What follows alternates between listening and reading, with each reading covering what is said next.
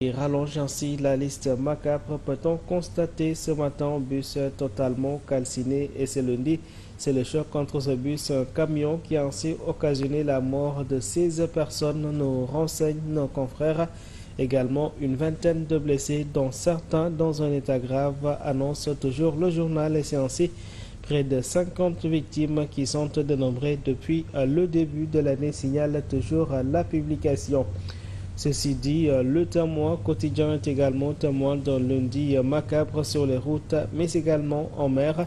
Des questions encore et toujours autour des mesures prises par les nouvelles autorités gouvernementales. Et aujourd'hui, le journal de revenir sur ces 16 morts entre Ndangalma et Khombol, mais également les 9 qui ont donc été dénombrés après ce drame de l'immigration clandestine au large de nos côtes. Enquête quotidienne, justement, reste sur la question.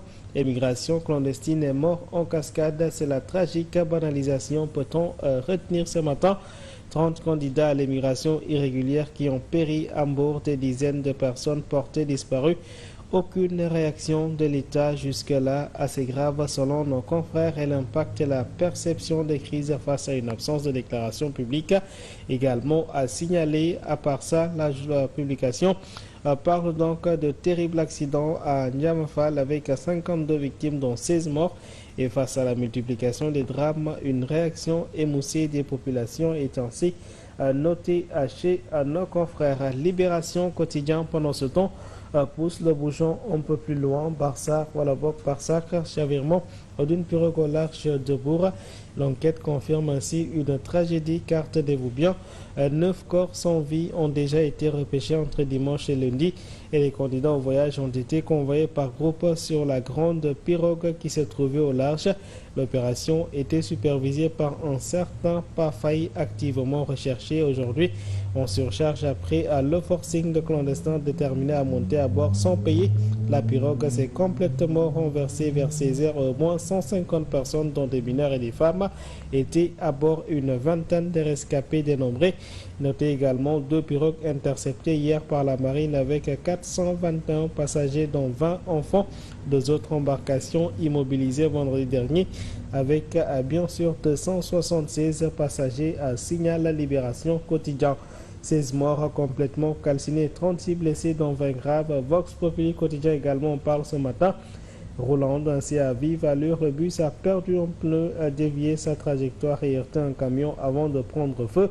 Les corps bien sûr étaient coincés dans le bus. Le problème qu'on avait, c'était donc la désincarcération de ces victimes ce matin.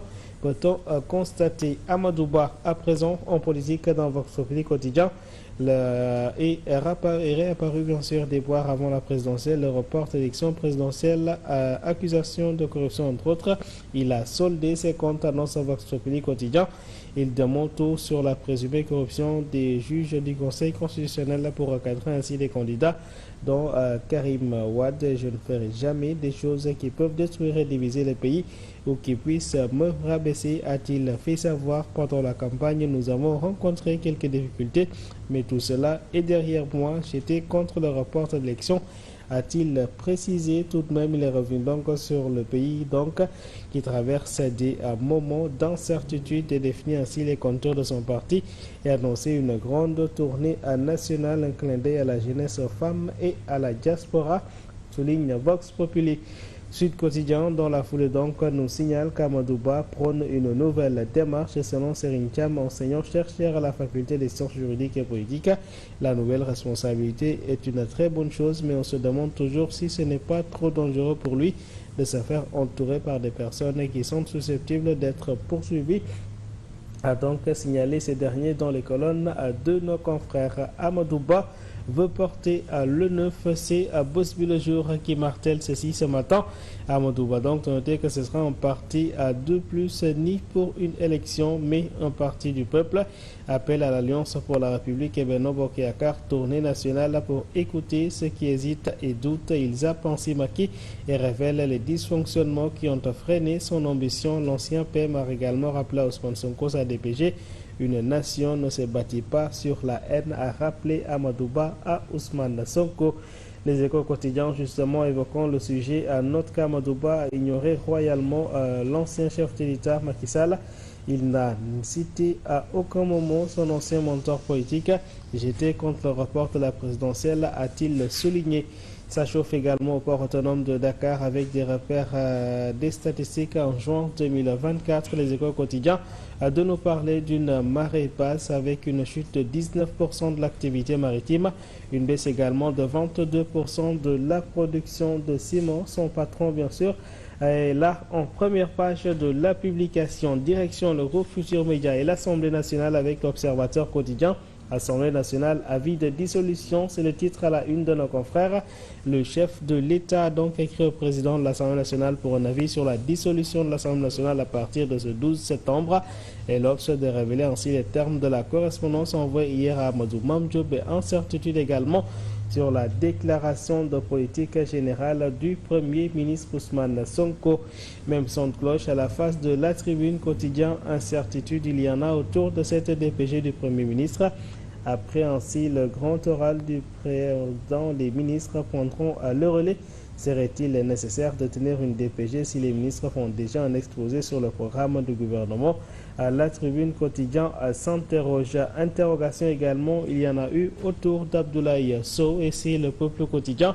Il révèle ce matin, il est sorti bien sûr de son mutisme hier pour noter qu'il n'a jamais cherché à fuir. C'est un mensonge, il faut donc le noter. Un policier m'a notifié que je fais l'objet d'une opposition de sortie du territoire, a-t-il dit. Mon interdiction de sortie du territoire n'était pas liée à l'utilisation de documents diplomatiques. Je ne fais pas l'objet d'aucune poursuite judiciaire.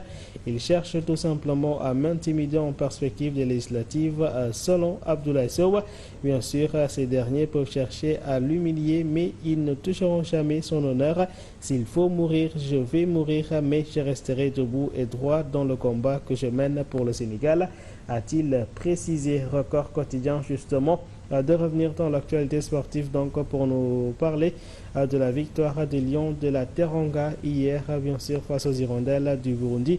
Victoire assez étriquée sur un score d'1-0. Le Sénégal a gagné, mais l'on reste sur notre fin à pointe. Record quotidien. Rappelons qu'Ismaël Assar a été donc l'unique buteur de cette rencontre, permettant au Sénégal de devenir leader de ce groupe. Aïcha, ainsi, voilà, président, à toutes et à tous, une bonne lecture. Très bonne lecture à vous, amis téléspectateurs. Merci beaucoup, Grégoire. Ça fait un plaisir. Plaisir partagé. Rendez-vous est pris dans la deuxième partie. À 8h pour le journal. À tout à l'heure. Merci à Grégoire Gomme, amis téléspectateurs. Restez bien avec nous. Tout de suite, nous passons à la revue web avec Kader Cissé.